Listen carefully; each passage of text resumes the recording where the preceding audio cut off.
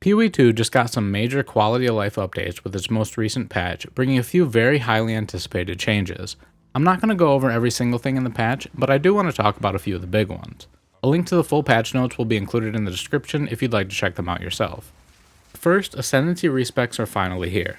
This is something GGG has been hesitant to implement, stating that they want your Ascendancy to mean something and for the choice to matter, but people kept asking for it and they finally gave in.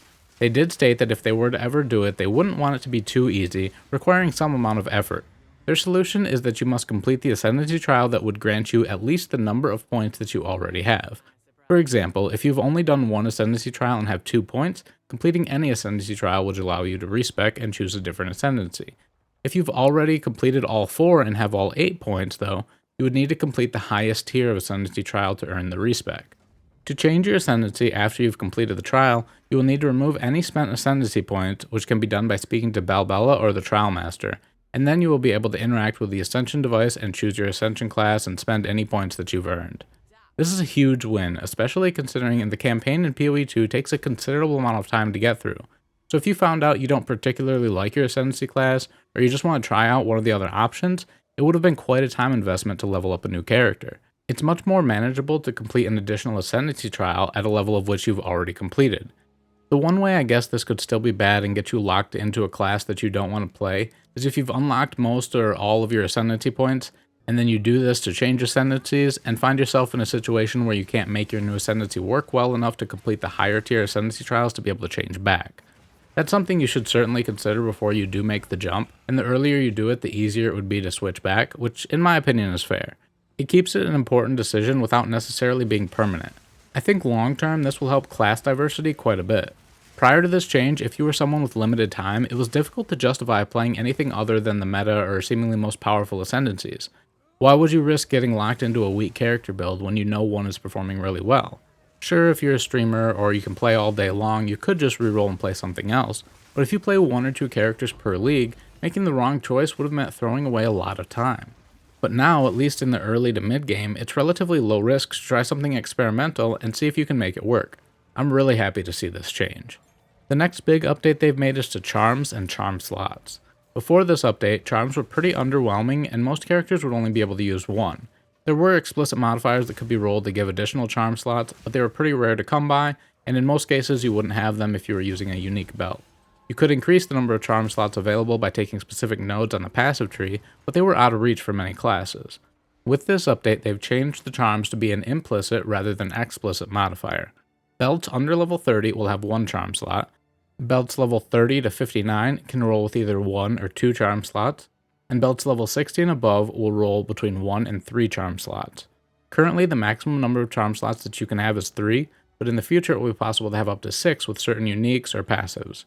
In addition to this change, the relative power of charms and some of their prefixes has been improved. These changes are big, and it will make charms feel way more useful, especially considering with 0.2 they made mobs more likely to apply ailments. One thing worth noting is that the changes to belts will only apply to belts that drop after the patch went live. Charm changes, specifically to charges and duration, should apply automatically to existing items, but to get the updated prefixes for restoring life, mana, or guard, you will need to either have new charms drop or use a divine orb to reroll the existing ones. New stash tab affinities have been added in this update as well, for Socketables, fragments including tablets and trial keys, breach, expedition, and ritual. This is a nice quality of life update that should make emptying your inventory and overall downtime quite a bit quicker. I'm especially excited for Socketables and fragments, as those seem to be the ones that I'm always having to manually click around in my stash for. It's worth noting that there does seem to be a bug with certain Socketables not correctly being recognized as Socketables and then going into the appropriate tab. I'm assuming we'll see a fix for this relatively soon if it hasn't already been addressed by the time this video goes live. Alright, the next one is something I'm really happy to see, and something quite a few players have been asking for since 0.1, Atlas Bookmarks. The Atlas isn't too difficult to manage when you first start out, but the more you explore, the less manageable it becomes. Once you've played a couple hundred hours, good luck finding that one citadel or unique map you saw the other day but didn't have time for in the moment. Luckily, that's no longer the case, or at least mostly. We can now have up to 16 bookmarks on the Atlas, which seems like an odd choice, and I wish we could have more, but it's much better than the 0 that we had before. If you right-click a node on the Atlas, you can set a text label and choose an icon for it.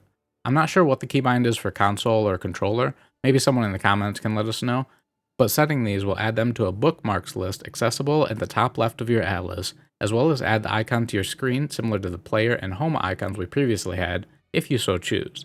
That could be disabled by unchecking this box.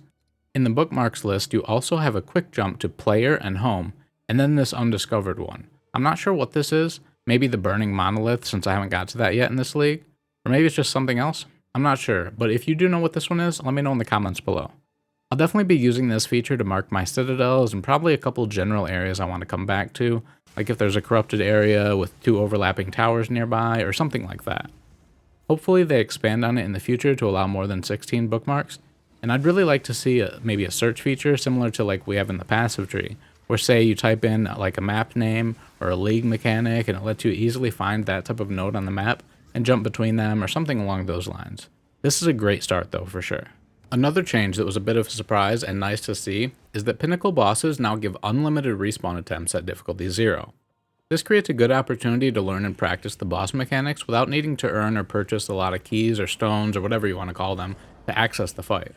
Just the other day I went into the Breach Pinnacle against Zesht, and the fight was doable, but it was taking a while and I made a few mistakes and didn't end up completing it. Now I'm wishing I had waited a couple more days because I know I would have been able to complete it with this change. But either way, great to see, and this will be great to have moving forward. Obviously, you'll still need to manage your deaths and respawn for difficulties 1 through 4, but it'll be nice to be able to safely go in and attempt and learn at difficulty 0. They also changed tower, hideout, and unique maps to perform a little more similarly to normal maps when it comes to rares. They increased the minimum number of rares that could spawn in towers and hideouts, and made it so that killing the final rare in them will reward a waystone like they do in normal maps, which will help with waystone sustain. And they also added rares and unique monsters to the minimap for towers, hideouts, and unique maps, just like they are in other maps. Having rares on the map in general has been such an incredible change, and it makes the endgame feel so much better in my opinion. So I'm glad to see this change to help improve and speed up those maps as well. One change I'd like to see in regards to this is the addition of bosses on boss maps. I've had a few times where I cleared all rares in the map, but still hadn't killed enough total enemies to show the boss, so I had to wander around and eventually find it.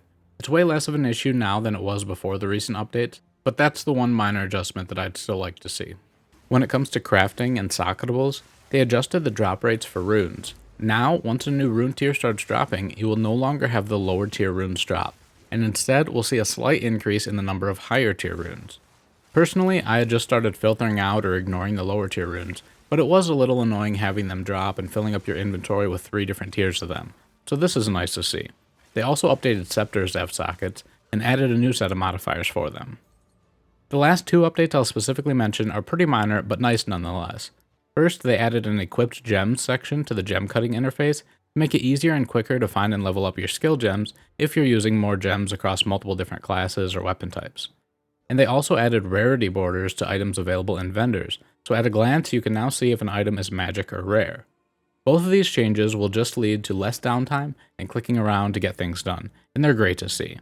There were a ton of other small changes, and as I mentioned, I'll link the full patch notes in the description, but these are the ones I personally am really happy to see. With every update, PoE2 seems to be getting better and better, and the updates have been coming pretty quickly since 0.2. Who knows how long that'll continue? I'm sure it will slow down at some point as they start to focus on getting 0.3 ready, but hopefully we keep seeing updates like these for a while. Which of these updates are you most excited to see? And is there anything specific you're hoping comes with the next set of changes? Let me know in the comments below.